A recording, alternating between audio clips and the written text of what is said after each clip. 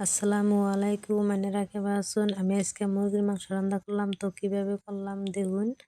এই যে সব রেডি করে নিছি। এই যে সব মশলা দিয়ে নিলাম।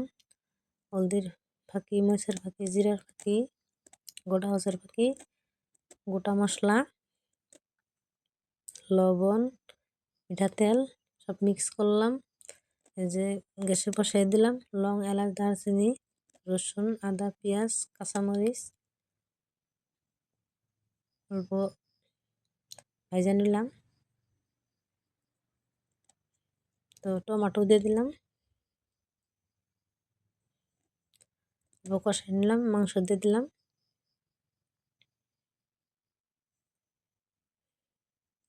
আলু দিয়ে দিলাম, কষানো হয়ে গেছে।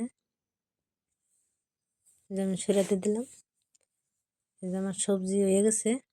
কিরম হইলো লাইক করবেন, কমেন্ট করবেন।